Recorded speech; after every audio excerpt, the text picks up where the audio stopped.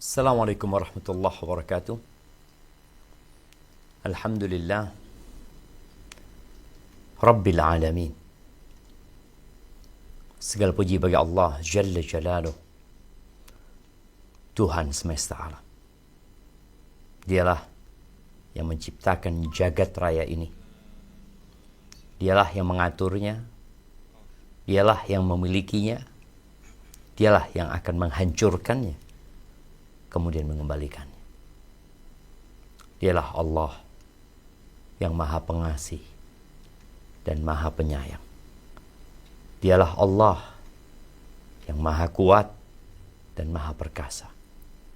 Dialah Allah yang Maha Mengetahui dan Maha Bijak. Wa bihi nasta'in ala umuri dunya waddin. Dan hanya kepadanya kita meminta pertolongan dalam urusan-urusan dunia dan dalam perkara-perkara agama. Yang tanpa pertolongannya kita tidak akan mungkin dapat menjadi orang baik. Karena sejatinya Allah lah yang maha baik. Wassalatu wassalamu ala sayyidil mursalin wa imamil muttaqin qaidil ghurril muhajjalin Sayyidina wa maulana Muhammadin wa ala alihi wa ashabihi ajma'in. Salawat dan salam semoga tercurahkan untuk baginda Nabi kita Muhammad alaihi salatu wassalam, untuk keluarga beliau, untuk istri-istri beliau, untuk putra-putri beliau, dan untuk seluruh sahabat Nabi. Semoga Allah meridai kita bersama mereka. Amma ba'd. Allahumma anfa'na bima 'allamtana wa 'allimna ma yanfa'una wa zidna 'ilman. Allahumma inna nas'aluka 'ilman nafi'an wa rizqan thayyiban wa 'amalan mutaqabbala. Tentang iman bil yaumil akhir.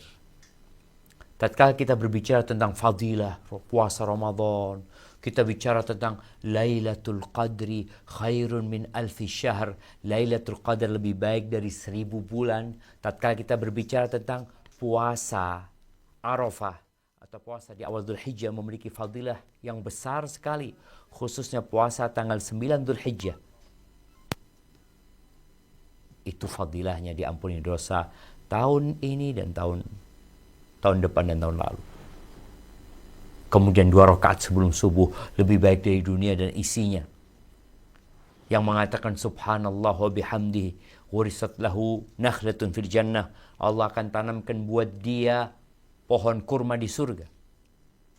Ini semua berkaitan dengan iman dengan hari akhir. Karena hari ini kita beramal. Nih yang sholat, yang dengerin kajian, yang baca Quran, yang katanya 1 huruf dapat 10 kebaikan, 1 ayat lebih baik dari seekor onta. Tapi itu bukan di sini. Kenapa tidak di sini? Kenapa ganjaran-ganjaran yang disebutkan, yang membangunkan masjid buat Allah Azza wa Jal, Allah akan bangunkan buat dia rumah di surga. Kenapa bukan rumah di dunia? Kenapa rumah di surga? Karena dunia bukan tempat tinggal. Kita semua akan meninggal dunia. Lalu buat apa pahala-pahala itu diberikan kepada kita, sedangkan kita akan meninggalkan pahala itu? Nggak ada gunanya. Orang terkaya di dunia meninggal dunia. Orang terkaya di Indonesia yang mungkin memiliki gedung-gedung pencakar langit yang tiap hari yang masuk ke kantongnya 10 miliar tiap hari, meninggal dunia. Gak ada gunanya. Ma indakum yanfad wa ma indallahi baq. Yang ada di diri kalian akan habis di sisi Allah yang kekal dan abadi. Kemudian kita melihat di muka bumi ini ada pelaku-pelaku dosa. Ada orang-orang yang terus berbuat kezaliman, kejahatan. Tapi ternyata dia hidupnya nyaman. Nyaman apanya? Oh iya Ustaz, kaya. dihormatin orang, dihargain orang, kebal hukum. Nggak lama, dia akan menderita. Karena semua tahu kita akan meninggal dunia. Maka barakallahu fik, 10 awal Dzulhijjah ini buat orang yang beriman. Makanya seringkali Allah memanggil ya ayyuhalladzina amanu, ya ayyuhalladzina amanu, wahai orang-orang yang beriman. Beriman kepada siapa? Beriman dengan rukun iman semuanya, khususnya beriman kepada Allah dan hari akhir. Karena hari akhir ini menjadi motor penggerak kita untuk beramal. Kita akan baca pembahasan tentang beriman dengan hari akhir. Dan kita harus sering-sering menyegarkan keimanan kita dengan hari akhir. Kenapa? Agar engkau tidak lupa dengan kenapa engkau diciptakan. Sebanyak apapun harta yang kau miliki, sesakit apapun penyakit yang menimpa, akan berakhir. Semua pasti berakhir. Dengan kematian, waktumu akan habis. Dan tatkala waktu itu habis, keluarga kita, anak-anak kita, pasangan-pasangan kita, orang tua kita akan membiarkan kita membusuk. Di mana? Itu anahsa. Baik, barakallahu fiik. Tafadhali, kita mulai untuk membaca. Nah, Ustaz. Bab ke-7, iman Bab kepada ke-7 apa bab ke-6 ini? bab ke-6, afwan Ustaz. Nah, Bab ke-6, iman kepada hari akhir. A. Iman kepada hari akhir dan maksudnya. Iman kepada hari akhir adalah rukun iman yang kelima. Maknanya ialah percaya penuh kepada semua yang Allah beritahukan di dalam kitabnya dan yang Rasul beritahukan mengenai kehidupan setelah mati adalah benar, yaitu tentang adanya fitnah kubur, berikut azab dan nikmat yang ada di dalamnya, juga tentang adanya kebangkitan al-ba'ats, pengumpulan al-hasyr, dibagikannya catatan amal as-suhuf, perhitungan al-hisab, timbangan al-mizan, telaga al-haud, jembatan as-sirat, syafaat, juga adanya surga dan neraka yang Allah persiapkan untuk para penghuni keduanya di akhirat. barakallahu fikum. Ya, kalau kita bicara apa maksud beriman dengan hari akhir, hari terakhir, di mana setelah itu tidak ada hari lagi. Karena kita tahu setelah hari akhir ini tidak akan ada lagi malam dan siang. Jadi kalau bicara hari, itu sebelumnya ada malam. Maka dikatakan hari. Ini hari terakhir. Udah tidak ada hari lagi setelah itu. Yang ada kehidupan yang kekal dan abadi. Dan beriman dengan hari akhir disebutkan di sini, yaitu percaya penuh dengan semua yang Allah beritahukan tentang kejadian hari akhir. Dimulai tentunya dengan kuburan. Kenapa? Karena orang yang mati, qomat qiyamatuh, kiamat dia terjadi. Dia nggak punya hari lagi sudah. Dikuburkan, selesai. Beriman dengan apa yang akan terjadi di dalam kubur. Ada nikmat, ada azab di sana. Beriman dengan pertanyaan yang akan diajukan. Loh, dari mana kita beriman? Inilah jamaah yang perlu kita pahami bersama. Bahwa akal manusia itu terbatas. Kemampuannya, penalarannya, dia nggak tahu dengan yang gaib. Dia tidak tahu dengan apa yang akan terjadi. Terus, bagaimana agar akal ini dapat memahami dan mencernanya? Beriman. Allah menurunkan Al-Quran. Allah menurunkan kitab-kitabnya. Mengutus Rasul-Rasulnya. Dan kalau nggak percaya, ya silahkan dibantah Al-Quran. Kalau kalian ragu dengan apa yang kami turunkan, in kuntum fi raibin mimma anzalna ala abdina fa'tu bi suratin. Kalian nggak percaya, datangkan satu surat. Kalian ragu, datangkan satu surat. Satu surat saja yang seperti dalam Al-Quran. Silahkan diajak seluruh penduduk bumi ini. Dengan teknologi sekarang ada AI. Silahkan diajak. Bikin satu surat seperti Al-Quran. Dan kalian tidak akan pernah dapat melakukan. Ini menunjukkan kebenaran Al-Quran. Dan orang beriman yu'minuna bil ghaib. Beriman dengan yang gaib.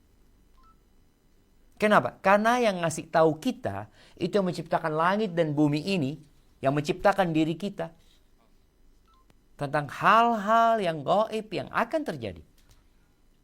Oh, nanti akan ada naungan di padang mahsyar. Ya, matahari akan mendekat sejarak 1 mil. Ya, kok percaya? Kita kadang-kadang percaya dengan berita-berita bohong dan dusta. Oh, ini valid beritanya. Kok katakan valid? Padahal manusia bisa bohong, bisa salah. Ini yang ngasih kabar Allah Azza wa Jalla. Akan ada mizan, timbangan. Ada pembagian rapot. Ada surga, ada neraka. Dan seorang yang beriman harus meyakini hal itu. Walaupun akal kita tidak dapat mencernanya. Gimana sih? Seperti orang-orang musyrikin. Gimana sih? Udah jadi tulang belulang kok hidup lagi? Gimana bisa disiksa dia dalam kubur? Dia udah gak ada. Iya. Gak ada karena kok gak ngelihat. Bisakah kita melihat ruh kita? Gak bisa. Tapi ada bukti bahwa ruh itu bersama kita. Apa buktinya? Masih hidup. Baik, kita lanjutkan. Nah, Ustaz. Dalil-dalil yang mewajibkan iman kepada hari akhir ini sangat banyak. Ada yang disebutkan secara umum dalam hal mengimani perkara-perkara akhirat, baik pujian bagi orang-orang yang mengimani hari akhir, atau perintah untuk beriman kepadanya. Ada pula yang disebutkan secara khusus mengenai sebagian urusan akhirat seperti azab dan nikmat alam kubur, kebangkitan, pengumpulan, dan lainnya. Semua dalil itu banyak terdapat dalam Al-Quran dan As-Sunnah yang suci. Barakallahu fikum. Ya, kalau kita bicara dalil, karena ini adalah sesuatu yang gaib, yang akal manusia nggak nyampe, maka kita perlu dalil. Dan disebutkan dalilnya banyak sekali, baik dalil umum atau khusus. Ketika orang minta bukti di pengadilan, lalu didatangkan kepadanya bukti, minta saksi, didatangkan kepadanya saksi, lalu orang itu tidak percaya, terus gimana? Ya biarin aja.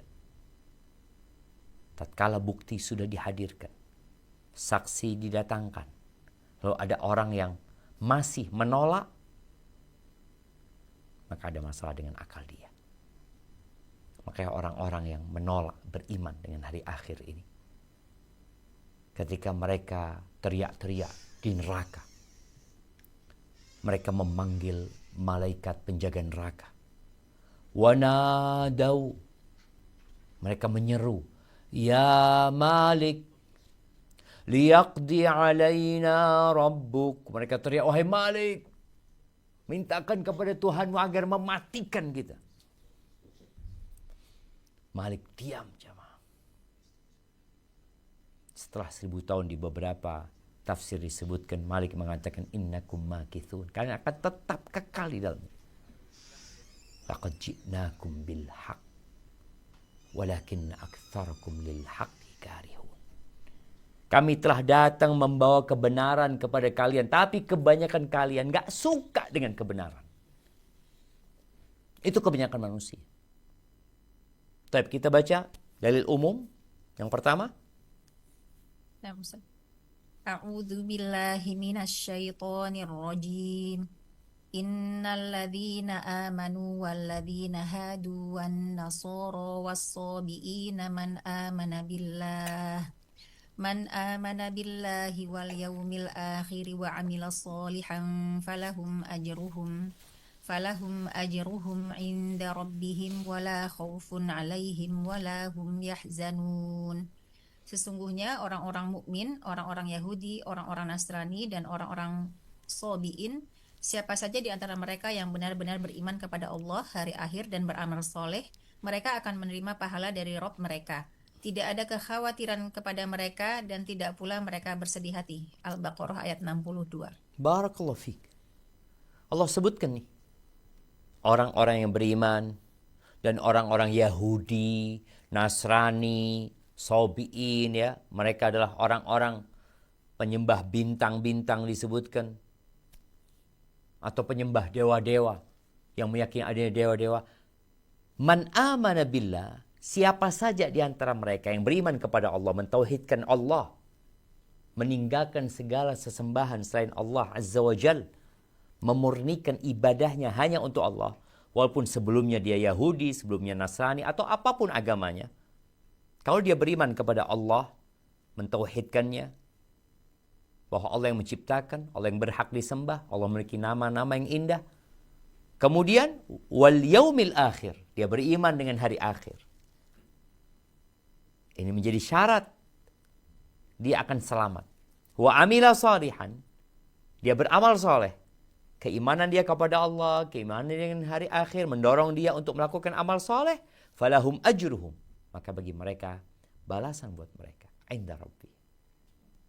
Jadi kalau ada orang Yahudi, Nasrani, Sobiin, atau apapun agama, menolak agama ini, menolak beriman kepada Allah dan hari akhir dan beramal soleh yang sesuai dengan sunnahnya Nabi SAW, maka neraka tempat mereka.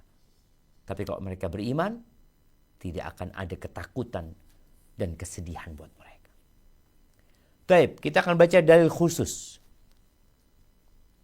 tentang hari akhir. Fadal, dalil khususnya. Khusus yang kedua ya Ustaz ya? Iya. Dalil khusus mengenai? Ya. Ya, nah Ustaz. Dalil khusus mengenai sebagian urusan akhirah. Yang pertama firman Allah Azza wa Jal mengenai al-ba'ats atau kebangkitan. Tsumma innakum yaumal qiyamati tub'atsun. Kemudian sesungguhnya kalian semua akan dibangkitkan dari kuburmu pada hari kiamat. Al-Mu'minun ayat 16. Barakallahu fiik. Allah menegaskan hal itu. Kalian akan dibangkitkan. Kalau tadi beriman dengan hari akhir umum, dengan segala kejadian yang akan ada di hari akhir. Kalau ini penjelasan tentang bagian khusus, yaitu dibangkitkannya manusia. Manusia mati, dikuburkan. Oh, sebagian manusia mati dimakan oleh binatang dan entah dia kemana, tapi Allah mengatakan kalian pada hari kiamat akan dibangkitkan. Baik.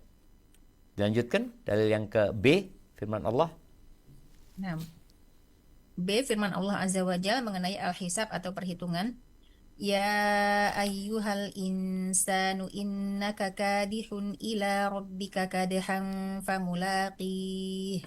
Fa'amma man utiya kitabahu biyaminih fasawfa yuhasabu hisaban yasira wa yanqalibu ila ahlihi masrura. Wa amma man utiya kitabahu wara'a dhahrih fasawfa yad'u thubura wa yasla sa'ira.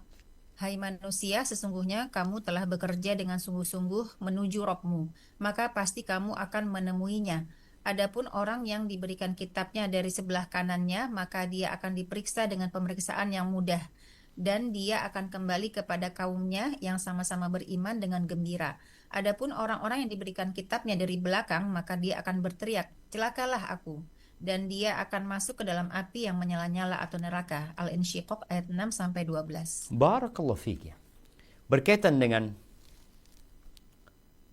beriman dengan hari akhir, atau dengan bagian-bagian khusus yang akan terjadi di hari akhir, itu Allah sering ceritakan dalam Al-Quran, khususnya di juz amma. kita akan mendapati beberapa potongan kejadian di hari akhir. Baru saja kita membaca surat Al-Insyiqaq. Kalau kita membaca surat At-Takwir, itu ada cerita proses tentang hancurnya dan proses akan dibangkitkannya manusia nantinya, proses hisab, bagaimana sebagian ada yang di neraka, sebagian ada yang di surga. Allah menjelaskan hal itu agar manusia tahu diri bahwa dia akan mendapatkan balasan atas apa yang dia perbuat. فَمَنْ يَعْمَلْ مِثْقَالَ ذَرَّةٍ خَيْرًا يَرَهُ وَمَنْ يَعْمَلْ مِثْقَالَ ذَرَّةٍ شَرًّا يَرَهُ. Allah ceritakan itu. Kemudian di Al-Qari'ah Allah ceritakan adanya mizan. فَأَمَّا مَنْ ثَقُلَتْ مَوَازِينُهُ فَأَمَّا مَنْ خَفَّتْ مَوَازِينُهُ فَأُمُّهُ هَاوِيَةٌ وَمَا أَدْرَاكَ مَا هِيَ نَارٌ. فَأَمَّا مَنْ ثَقُلَتْ مَوَازِينُهُ فَهُوَ فِي عِيشَةٍ رَاضِيَةٍ. Yang berat timbangan kebaikannya, ada yang berat timbangan keburukannya, semua akan mendapatkan balasan atas apa yang dia lakukan. Baik. Kita akan membaca tentang manhaj Al-Quran dalam menetapkan hari kebangkitan. Bagaimana Al-Quran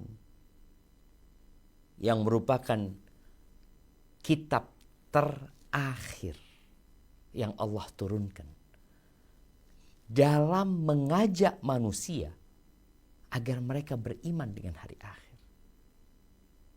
Baik, kita akan baca. Tafadhal. Poin B, manhaj Al-Quran dalam menetapkan hari kebangkitan. Kebangkitan setelah mati termasuk satu perkara yang diingkari mayoritas kaum jahiliyah. Mereka berpandangan bahwa manusia mustahil hidup kembali setelah tubuhnya hancur lebur menjadi tanah. Allah memberitahukan sikap mereka di dalam firman-Nya, Wa in ta'jab fa'ajabun qawluhum a'idha kunna turaban a'inna lafi khalqin jadid. Ulaika alladhina kafaru birabbihim wa ulaikal aghlalu fi a'naqihim wa ulaika ashabun nari hum fiha khalidun. Dan jika ada sesuatu yang kamu herankan, maka yang patut mengherankan adalah ucapan mereka. Apabila kami telah menjadi tanah, apakah kami sesungguhnya akan dikembalikan menjadi makhluk yang baru? Orang-orang itulah yang kafir kepada Rabb-Nya, dan orang-orang itulah yang dilekatkan belenggu di lehernya. Mereka itulah penghuni neraka, mereka kekal di dalamnya. Ar-Ra'd ayat 5. Barakallahu fikum. Kalau berbincang tentang pengingkaran orang-orang jahiliyah terdahulu, orang-orang musyrikin tentang hari akhir ini banyak sekali. Mereka melihat atau memandang bahwa mustahil sesuatu yang udah jadi tanah, yang udah jadi tulang belulang, bisa dihidupkan kembali. Ada yang sampai datang kepada Nabi alaihi salatu wassalam. Dia membawa tulang dari kuburan. Dia gali kuburan. Dia ambil tulang belulangnya. Kemudian dia menjumpai Nabi alaihi salatu wassalam dengan mengatakan, Mayyuhyil idhama wa hiya ramim. Siapa yang akan menghidupkan tulang-tulang yang sudah hancur kayak gini? Kata Nabi alaihi salatu, Allah akan menghidupkan. Dan Allah akan memasukkanmu ke neraka. Ahibati fillah. Seorang yang mengingkari adanya hari kebangkitan, itu karena dia tidak mengenal Allah atau dia lupa dengan kekuasaan Allah yang dia lihat sebenarnya.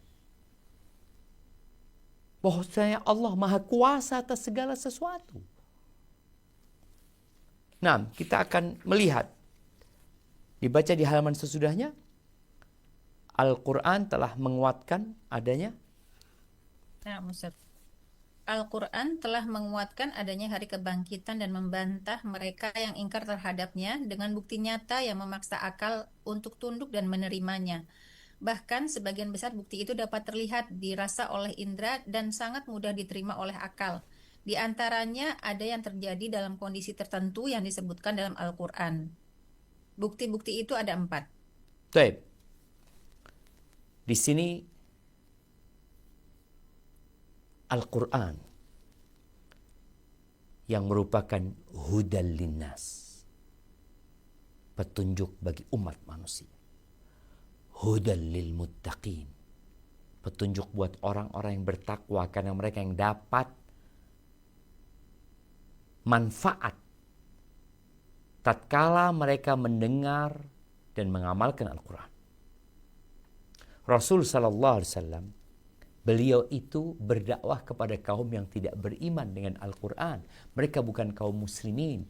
Mungkin sebagian ada yang mengatakan, lo gimana sih? Lo orang tidak percaya sama Al-Quran, kalian bacakan Al-Quran kepadanya.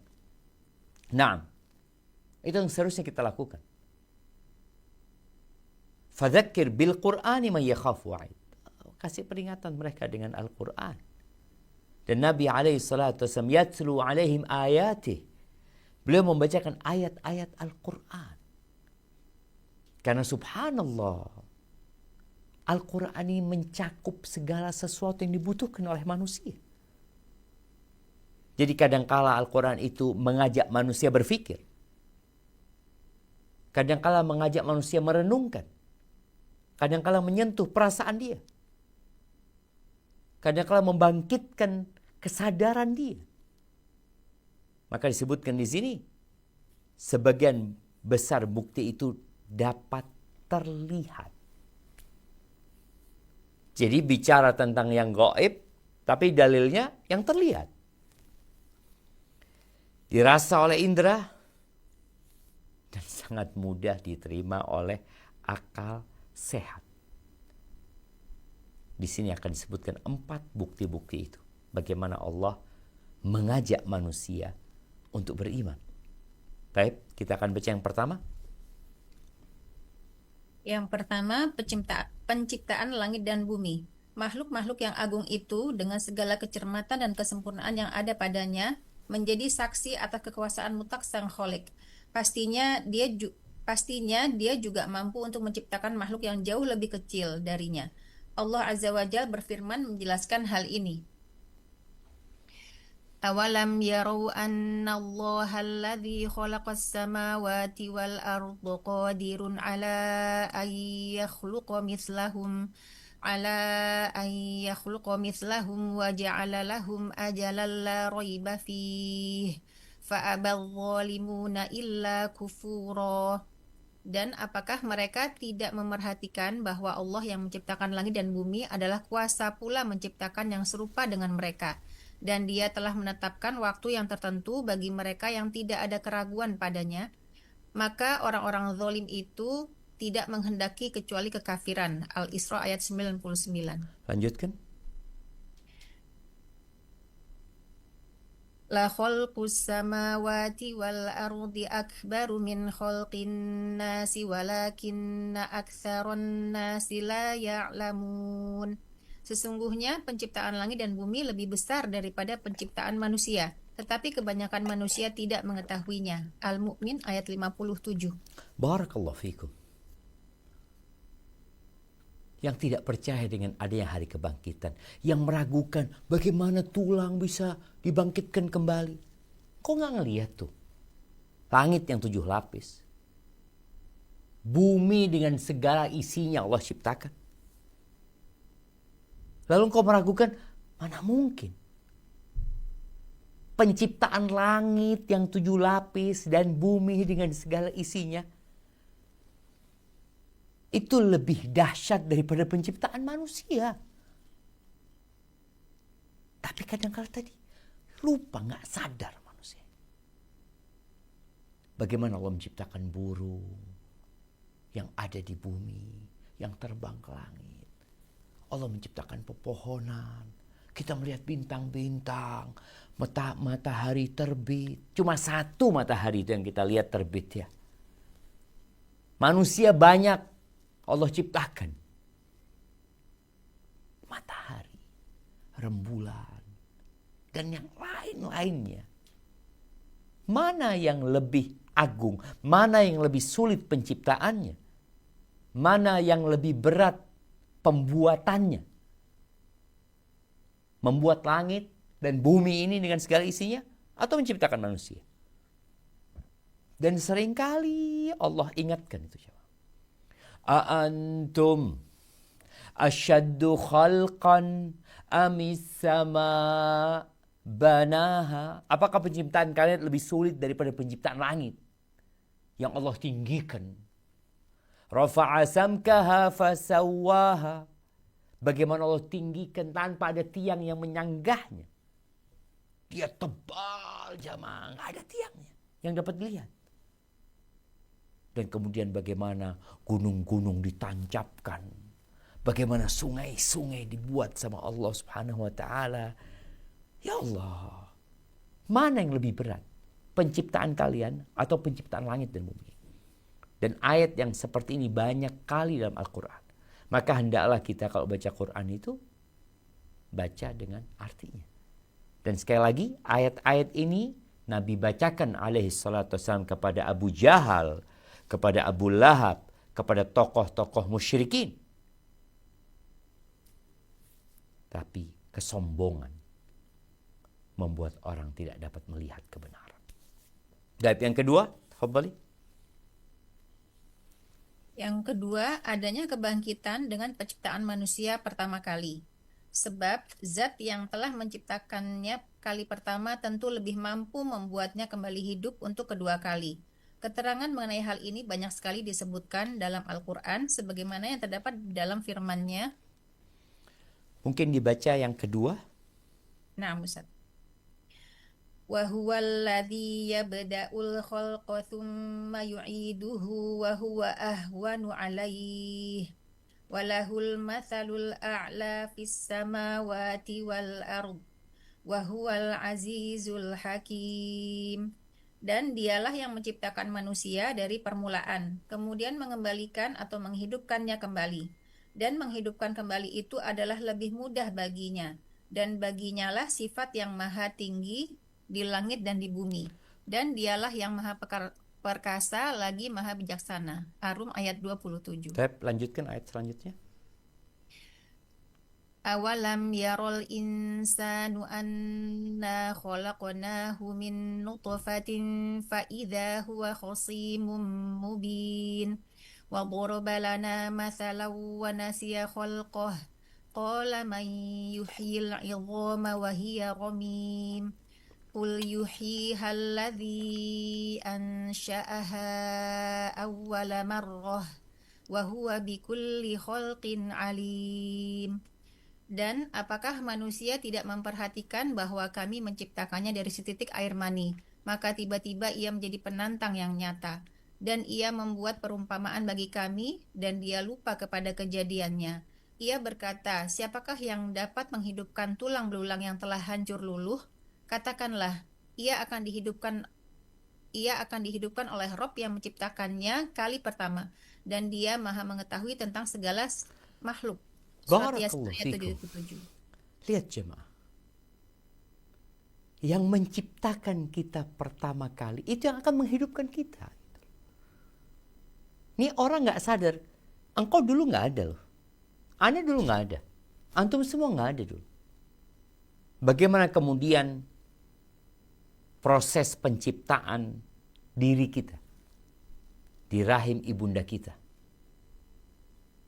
Perlahan-lahan ya.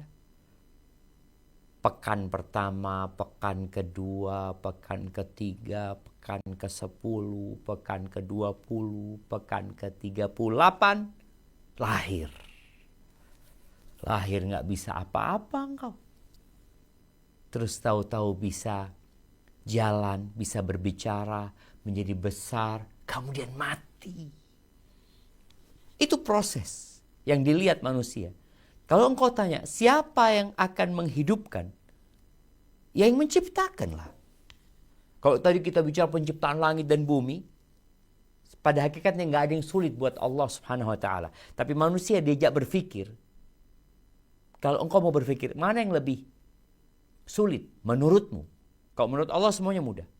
Penciptaan dirimu, membangkitkan orang dari kuburnya, atau menciptakan langit dan bumi. Terus kalau engkau masih bertanya, mana mungkin? Seperti orang yang tadi Dia tidak melihat kepada langit dan bumi.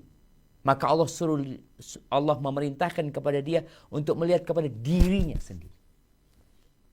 Maka tatkala datang orang membawa tulang belulang dihancurkan di depan Nabi SAW, kemudian dia bertanya, siapa mayyuhyil idhama wa hiya ramim?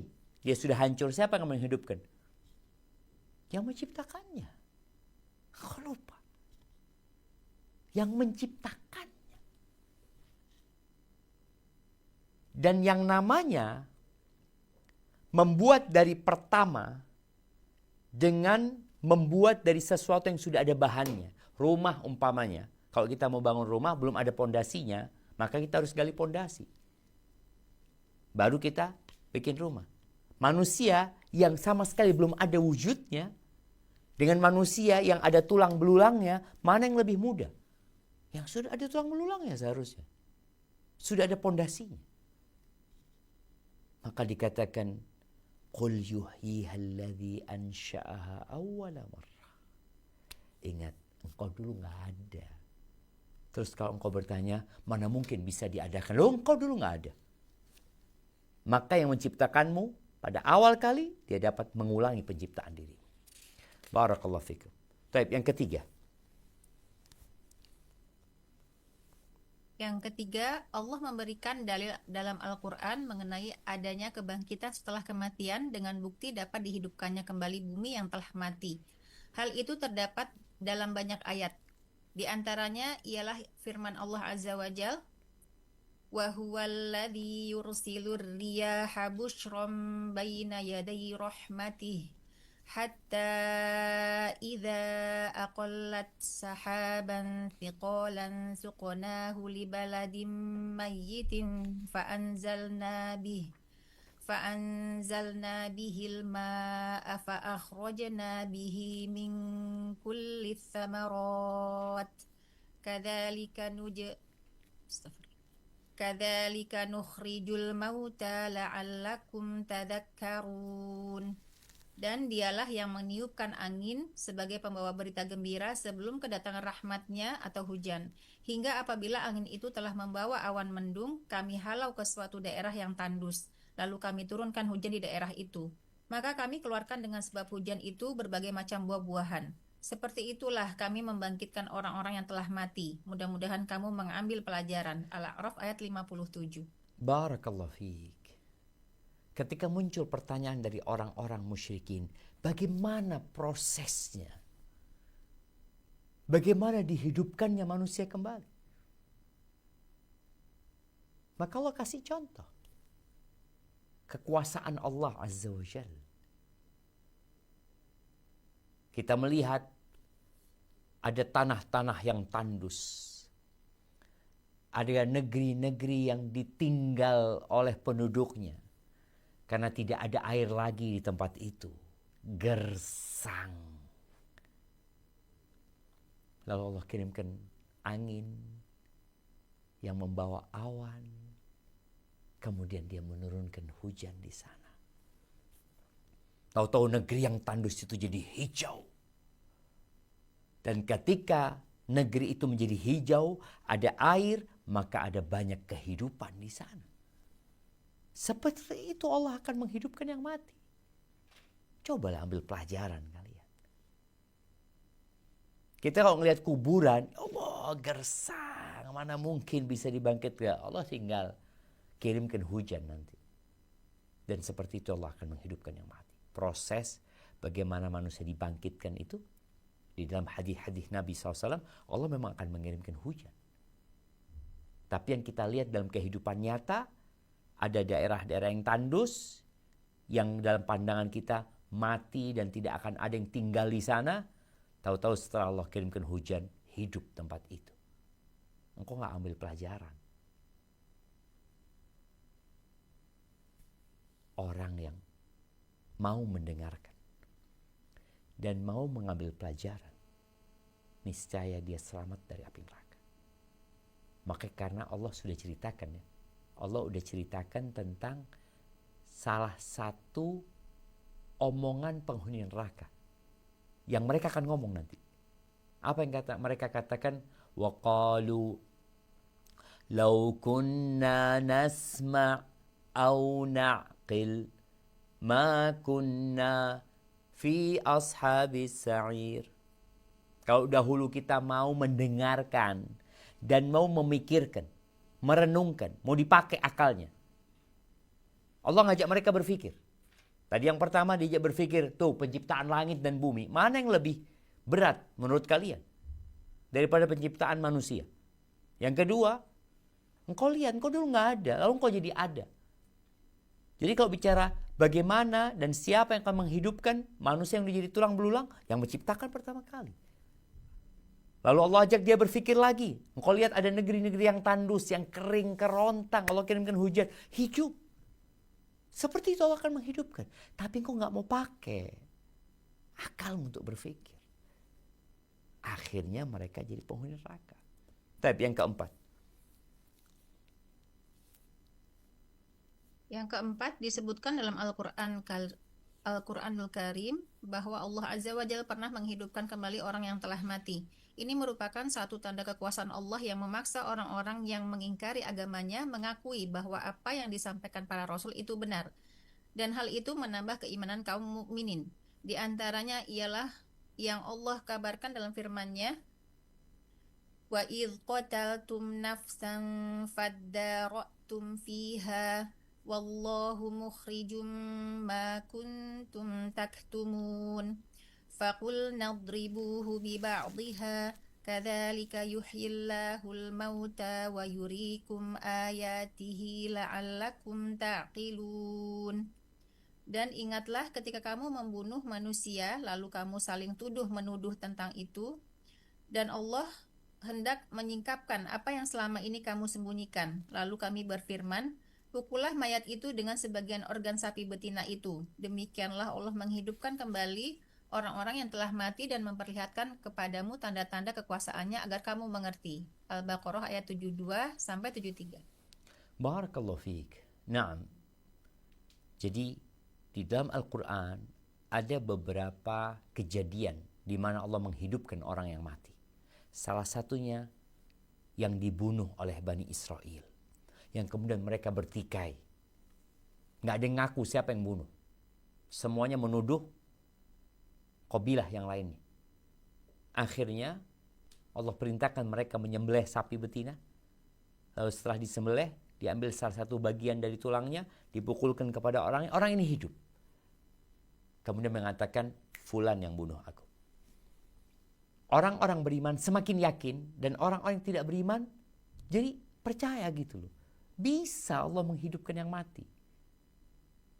Kemudian kisah Nabi Ibrahim dengan burung-burung yang dipotong-potong, yang udah mati burung itu. Ditaruh di ujung gunung-gunung, lalu dipanggil, datang tuh menyatu organ tubuh burung-burung itu yang sudah dipotong-potong. Seperti itu Allah menghidupkan yang mati. Barakallahu fiik, nanti mungkin dibaca, ada di surat Al-Baqarah ayat 243, kemudian ada di surat Al-Baqarah juga 259 sampai 260, dan kita akan baca di halaman 292. Baca ma khalqukum, ayat firman Allah. Nah, Ustaz. Ma khalqukum wala ba'tsukum illa Ma khalqukum wala ba'tsukum illa kanafsin wahidah. Innallaha sami'un basir. Tidaklah Allah menciptakan dan membangkitkan kamu dari dalam kubur itu melainkan hanyalah seperti menciptakan dan membangkitkan satu jiwa saja. Sesungguhnya Allah Maha mendengar lagi Maha melihat. Luqman ayat 28. Baik, bentar, ana akan kirimkan karena PDF-nya habis katanya.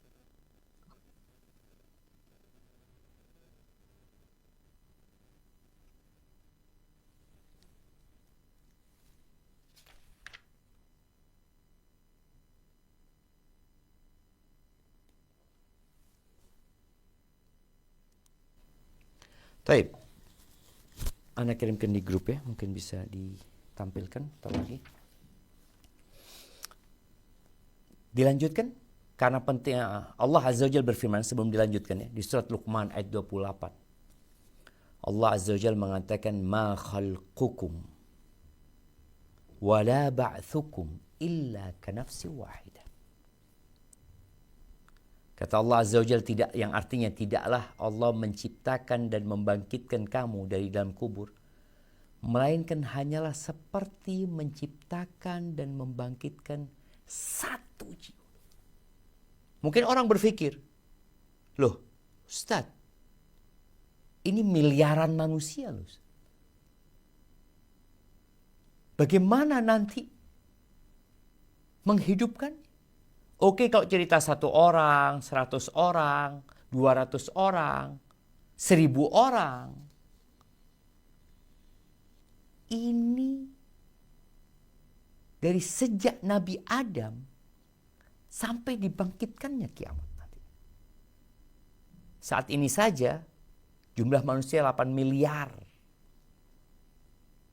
Maka Allah jelaskan, Allah menghidupkan mereka nanti pada hari kiamat. Itu seperti Allah menghidupkan satu jiwa. Allah itu tinggal ngomong kun fayakun.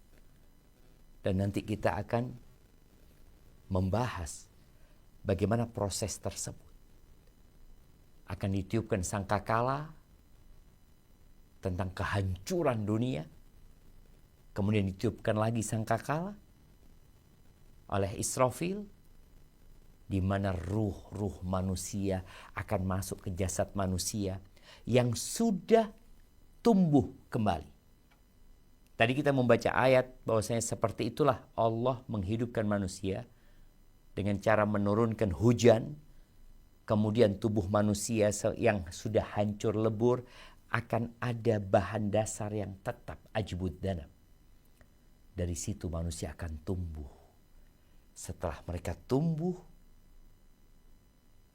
Allah perintahkan Israfil meniupkan sangkakala, lalu ruh itu akan kembali ke jasad manusia tanpa ada yang salah. Baik. Dilanjutkan? Langsung poin C, Ustaz. Iya, nggak apa poin C. Nah, Ustaz. Poin C, apa setelah kematian? Pertanyaan 2 malaikat serta nikmat dan azab kubur. Al-qabru adalah bentuk tunggal dari al-kubur. Qabarol mayyita berarti ia memendamnya. Ada banyak hadis Rasulullah Shallallahu Alaihi Wasallam yang menetapkan adanya pertanyaan 2 malaikat serta nikmat dan azab kubur. Maka mengimani semua itu hukumnya wajib. Nikmat dan azab kubur diberikan kepada ruh dan jasad tergantung kedekatan hubungan keduanya dalam kehidupan di alam barzah. Hubungan keduanya di dalamnya berbeda dengan ketika di dunia dan di akhirat. Jadi hukum-hukum dalam kehidupan alam barzakh berlaku untuk ruh, sementara jasad hanya mengikutinya. Lain halnya dengan kehidupan dunia. Barakallahu fikum. Nah, kalau kita berbicara kubur, yang disebutkan bahwasanya al-qabru awwalu manzilin min manazilil akhirah. Kuburan itu adalah persinggahan awal dari persinggahan akhirat. Jadi ketika orang meninggal dunia, maka dia berpisah dengan kehidupan yang ada di muka bumi ini. Dia akan hidup di dalam kuburan. Alamnya adalah alam barzakh. Kemudian disebutkan akan ada pertanyaan yang diajukan oleh 2 malaikat, Munkar dan Nakir. Kemudian di kuburan itu ada nikmat dan ada azab. Semua sesuai dengan amalannya. Jadi kalau bicara sesuai dengan amalannya itu bukan dalam kehidupan dunia. Karena seringkali kita mendapatin ya orang-orang bergurau, humor ketika mereka makan atau ketika mereka antri, tahu-tahu dapat yang pertama, dapat makanan yang lebih enak, lalu dia mengatakan tergantung amalannya. Atau dia mengatakan rizki anak soleh. Tidak. Nikmat, rizki yang diberikan di dunia bukan tergantung amalan. Kita semua bisa melihat dengan nyata. Ada orang-orang yang sama sekali tidak pernah meletakkan keningnya di muka bumi. Tidak pernah berpuasa. Kerjanya maksiat dan dosa. Tapi rizkinya jauh lebih luas daripada yang taat kepada Allah SWT. Kita dapat membandingkan antara Nabi Musa dengan Fir'aun. Dengan Qarun. Mereka hidup bergelimang harta. Padahal secara amalan sama sekali tidak dapat dibandingkan dengan amalan Nabi Musa alaihissalam. Tapi itulah kehidupan di dunia berdasarkan ujian, bukan berdasarkan amalan. Tapi setelah mati semuanya biqadri amali. Orang itu akan menjawab pertanyaan bukan karena hafalan. Jadi kalau kita lihat ujian di sekolah itu kadangkala ujian tentang ilmu pengetahuan. Tapi ujian di akhirat adalah ujian tentang pengamalan ilmu dalam kehidupan dunia. Artinya sudah engkau kerjakan. Ditanya man rabbuk, engkau dalam kehidupanmu siapa yang kau sembah sebenarnya? Madinuk, apa agamamu?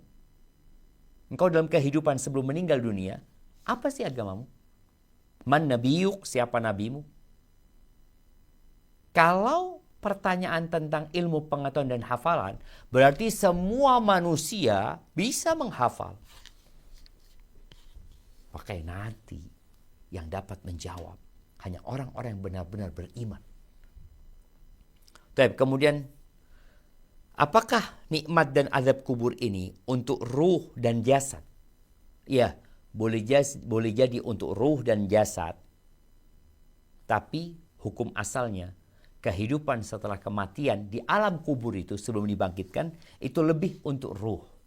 Tapi apabila disebutkan dalam hadis-hadis itu dikembalikan ke jasadnya, ya berarti dikembalikan ke jasad. Tapi gimana ketika jasadnya sudah hilang, sudah nggak ada? Maka azab itu akan terus ditimpakan kepada ruhnya ketika memang jasadnya sudah tidak ada. Tapi yang jelas Allah Maha Kuasa atas segala sesuatu. Baik, lanjutkan. Atas dasar itu dapat dipahami bahwa nikmat dan azab kubur diberikan kepada yang berhak menerimanya. Baik ia dikubur atau tidak, mati karena diterkam binatang buas, terbakar hingga menjadi abu, tenggelam dalam lautan atau lainnya. Dalil mengenai hal ini sangat banyak sekali. Di antaranya, yuthabbitullahu alladhina amanu bil qawli tsabiti fil hayatid dunya wa fil akhirah. Wa yudhillullahu adh-dhalimina wa yaf'alullaha ma yasha'. Wa yaf'alullahu. Nah. Ustaz. Wa yaf'alullahu ma yasha'. Allah meneguhkan iman orang-orang yang beriman dengan ucapan yang teguh itu dalam kehidupan di dunia dan di akhirat. Dan Allah menyesatkan orang-orang yang zalim dan berbuat apa yang Dia kehendaki. Surah Ibrahim ayat 27. Lanjutkan. Imam Muslim meriwayatkan dengan sanadnya dari Al-Bara bin Azib dari Nabi SAW. Beliau bersabda, Allah berfirman, Allah meneguhkan iman orang-orang yang beriman dengan ucapan yang teguh. Ayat ini turun berkenaan dengan azab kubur. Seseorang yang telah meninggal ditanya, siapa Robmu? Allah Robku dan Muhammad Nabiku, jawabnya. Maka itulah makna firman Allah, Allah meneguhkan iman orang-orang yang beriman dengan ucapan yang teguh. Tafsiran yang terdapat dalam hadis tersebut menunjukkan adanya pertanyaan dalam kubur, dan ini diperjelas dalil-dalil berikut. Barakallahu fikum. Naam ahibati fillah. Ada sebagian dari sekte-sekte yang menyematkan dirinya kepada Islam yang mereka tidak percaya dengan azab kubur. Karena menurut dia Gimana orang ini akan diazab sedangkan belum dihisab? Oke, ini secara logika mereka. Kemudian mereka juga berpendapat nggak ada dalil-dalilnya yang kuat, yang sorry.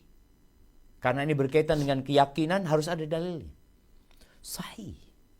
Jadi kalau yang pertama, bagaimana orang itu diazab padahal belum adanya hisab pada hari kiamat.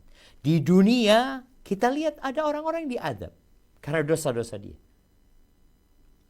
Bagaimana Allah menceritakan Jalla Jalaluh di surat Al-Qalam tentang 3 bersaudara yang mereka tidak mau berbagi dengan fakir miskin, lalu Allah kirimkan petir yang membakar perkebunan mereka, dan di akhir Allah mengatakan kadzalikal azab wala azabul akhirati akbar law kanu ya'lamun.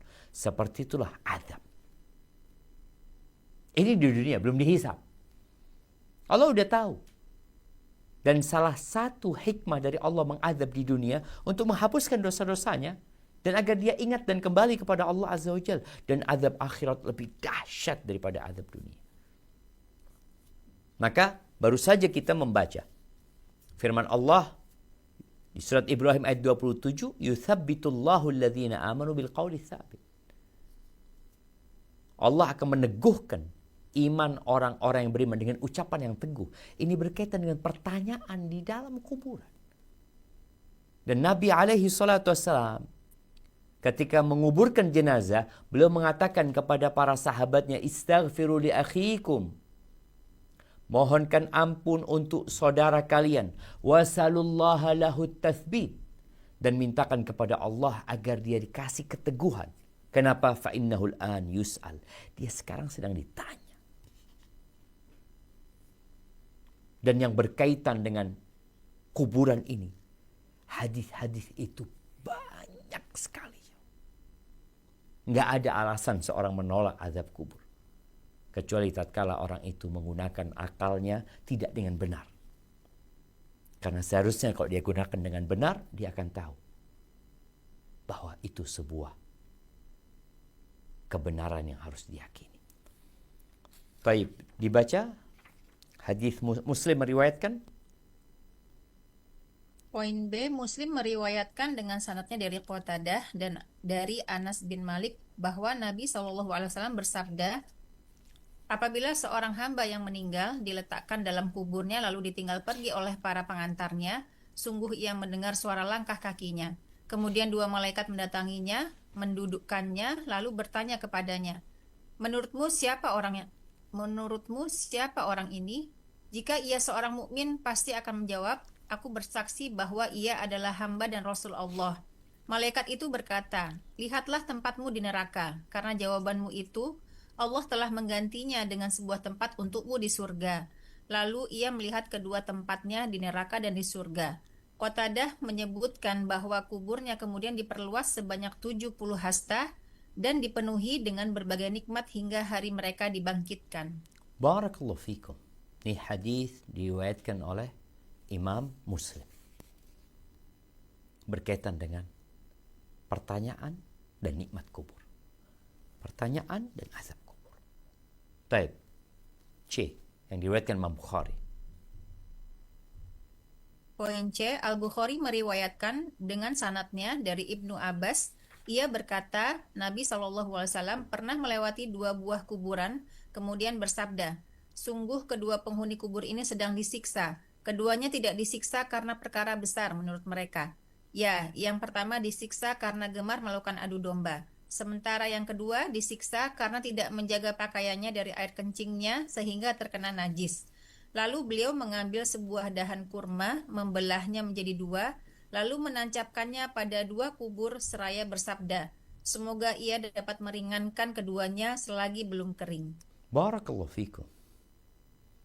Bagaimana Rasul sallallahu alaihi wasallam mengambil dahan kurma yang dibelah 2 lalu ditancapkan di kubur. Ini hadis riwayatkan Imam Bukhari. Disaksikan oleh para sahabat. Dan Nabi menyebutkan bahwa keduanya sallallahu alaihi wasallam sedang disiksa. Gara-gara apa? Yang satu mengadu domba, yang satu kalau kencing tidak menjaga sehingga terkena najis. Diriwayatkan oleh Imam Bukhari. Taib. Yang pertama tadi sabda Nabi SAW, yang ini sabda dan praktek dari Nabi Muhammad SAW. Taib. Yang D. Poin D, Al-Bukhari meriwayatkan dengan sanadnya dari Abu Hurairah radhiyallahu anhu bahwa Rasulullah SAW berdoa, Allahumma inni a'udzubika min adzabil qabr wa min adzabin nar wa min fitnatil mahya wa mamati wa min fitnatil masihid dajjal. Ya Allah, sungguh aku berlindung kepadamu dari siksa kubur, dari siksa neraka, dari fitnah kehidupan dan kematian, dan dari fitnah al-masih dajjal. Dalil-dalil tersebut dan yang semisal menunjukkan bahwa orang yang telah meninggal akan diuji di dalam kuburnya. Siapa yang imannya diteguhkan oleh Allah Azza wa Jal sehingga dapat menjawab dengan benar, maka kuburnya akan diluaskan dan ia diberi kenikmatan akhirat. Lanjutkan.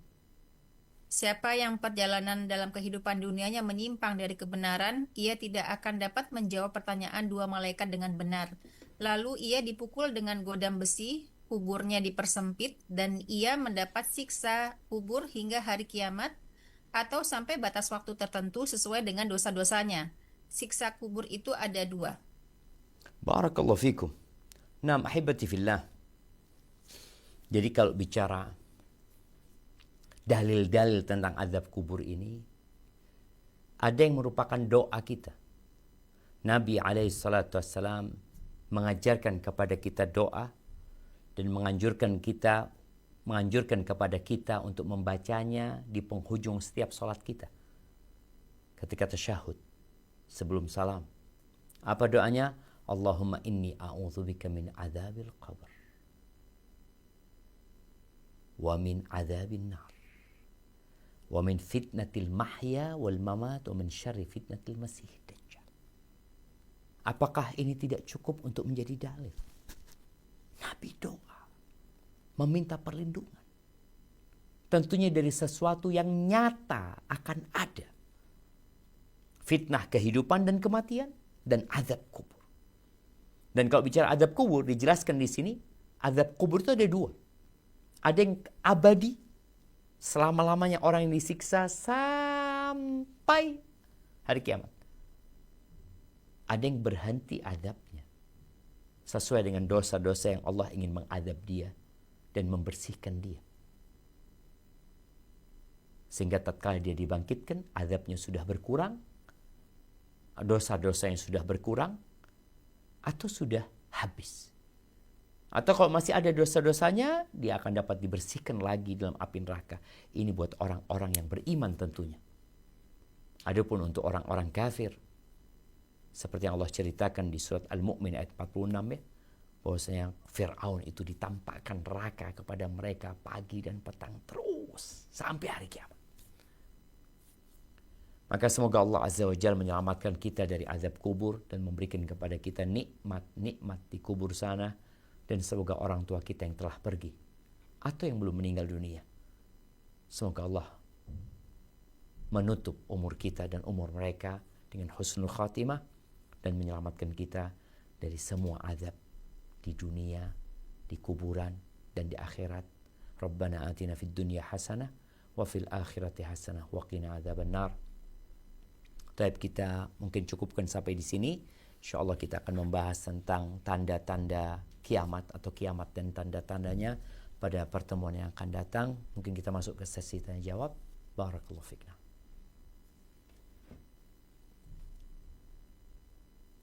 Nah, Ustaz, mungkin nanti jika sempat ada pertanyaan langsung dari jamaah yang online, Siap. Ustaz. Barakallahu. Insyaallah. Nah, pertanyaan pertama, Ustadz. Assalamualaikum warahmatullahi wabarakatuh. Assalamualaikum Waalaikumsalam warahmatullahi wabarakatuh. Izin bertanya, Ustadz, mengenai ketika mayat itu sudah dikuburkan dalam kuburnya, kemudian ditinggalkan oleh keluarganya dan para pelayat, kemudian dia akan ditanya. Nah, apakah ketika kondisi dia akan ditanya oleh malaikat itu, apakah badan itu seperti kita sekarang? Maksudnya dalam arti jasad dan ruh itu seperti kita di dunia. Mohon penjelasannya, Ustadz. Barakallahu fiik. Nah, ahibati fillah, tadi disebutkan bahwasanya hubungan antara ruh dengan jasad di alam kubur itu berbeda dengan hubungan antara jasad dengan ruh dalam kehidupan dunia dan dalam kehidupan akhirat. Soalnya kalau sama, bagaimana dia bernafas? Nggak ada oksigen di kuburan sana. Dia perlu oksigen ketika hidup dalam dunia. Dia perlu oksigen ketika ruh itu bergabung dengan jasad. Jadi kehidupan di alam kubur benar-benar kehidupan yang hanya Allah yang tahu. Tapi yang jelas hukum asalnya adalah berkaitan dengan ruh. Tapi hadis-hadis yang menjelaskan ruh dikembalikan ke jasadnya, dia memang bergabung dengan jasadnya. Tapi bagaimana kondisinya maka berbeda dengan tatkala dia di muka bumi dan tatkala dia dibangkitkan kembali nantinya. Ini dia dalam kehidupan yang hanya Allah yang tahu. Karena ada orang yang mengatakan bagaimana kalau jasadnya itu diawetkan. Jasadnya diawetkan. Kok nggak kelihatan ada kehidupan? Atau jasadnya tidak dikubur, diawetkan, kemudian ditaruh di akuarium kaca sehingga terlihat sama orang. Yang jelas berbeda dengan kehidupan dunia. Kalau ruh dimasukkan ke sana kemudian dia seperti dalam kehidupan dunia, ya dia berarti hidup kembali jamaah. Hadza wallahu a'lam bissawab. Naam. Nah, Ustadz. Pertanyaan kedua, Ustadz. Assalamualaikum. Waalaikumsalam warahmatullahi wabarakatuh. Terkait dengan kajian Ustadz Syafiq, karena saya join via Zoom, saya ingin bertanya. Ada 2 pertanyaan, Ustadz. Yang pertama, bagaimana cara menanamkan rasa yakin terhadap hari akhir kepada generasi muda zaman sekarang? Bagaimana juga cara agar rasa takut terhadap hari akhir itu bisa berubah menjadi motivasi untuk semakin taat kepada Allah, bukan sebaliknya malah membuat putus asa bagi generasi muda ini, Ustadz. Masya Allah. Barakallahu fiik. Nah, ahibati fillah.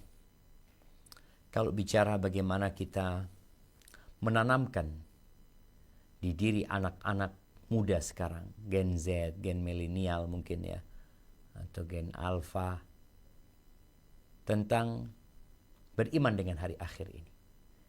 Di antara yang perlu kita sampaikan kepada mereka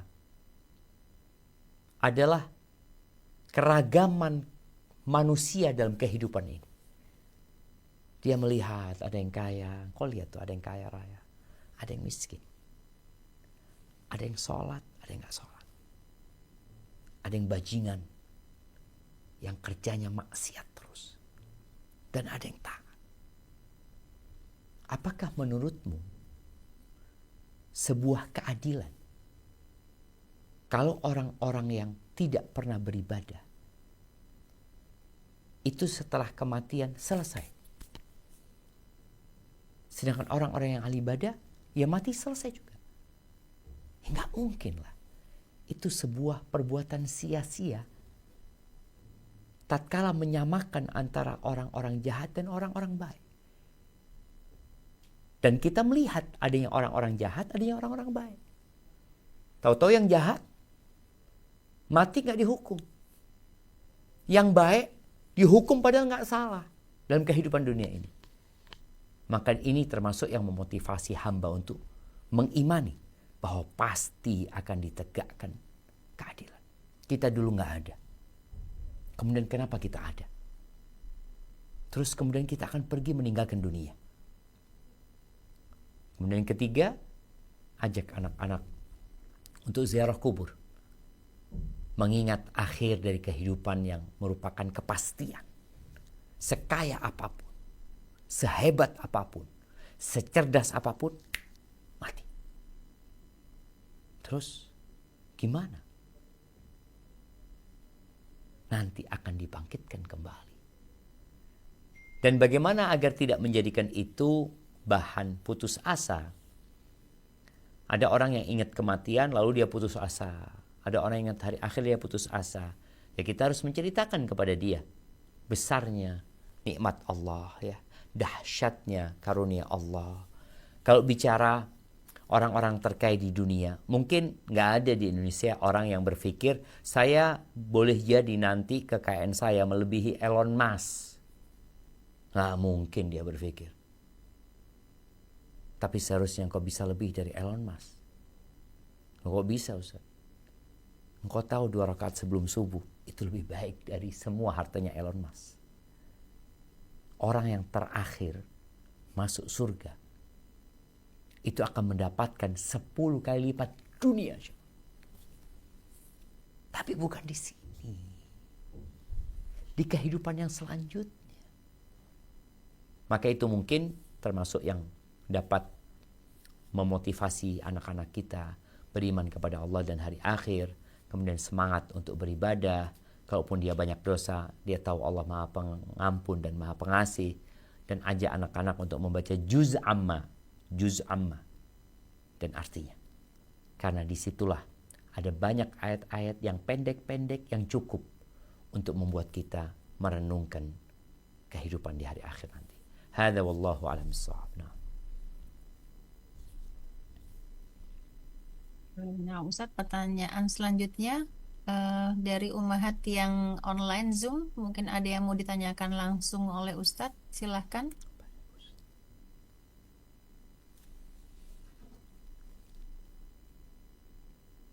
Silahkan Ummahat yang mau bertanya langsung.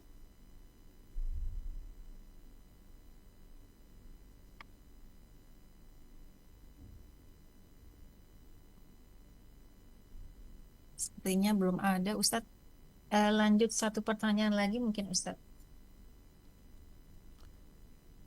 Lanjut satu pertanyaan lagi, Ustadz. Tafadhal, barakallahu fiik. Nah, Assalamualaikum warahmatullahi wabarakatuh. Waalaikumsalam warahmatullahi wabarakatuh. Ustadz, Ana seorang sebentar, Ustadz. Izin bertanya, saat ini Ana dihadapi 2 ujian kehidupan terkait orang tua atau ibu dan mertua yang sudah lanjut usia. Yang pertama, ibu Ana yang sakit demensia di mana hari-harinya harta terus yang dipikirkan, jika halusinasinya kumat merasa ada yang hilang menuduh siapapun. Yang kedua, mertua lelaki di mana Ana tinggal bersamanya, beliau beserta suami dan baru-baru ini mengadakan 1000 hari istrinya di rumah. Bagaimana cara Ana menyampaikan ilmu tentang iman kepada hari akhir ini kepada mereka yang sudah Ana ketahui agar tidak menyakiti perasaan mereka? Karena khawatir Ana dianggap anak yang tidak berbakti, begitu juga suami Ana, karena terkadang orang tua sangat sensitif. Apakah berdosa jika Ana mendiamkannya saja dan hanya berdoa? Mohon nasihatnya Ustaz, jazakumullah khairan Ustaz. Barakallahu fiik. Naam, ahibati fillah.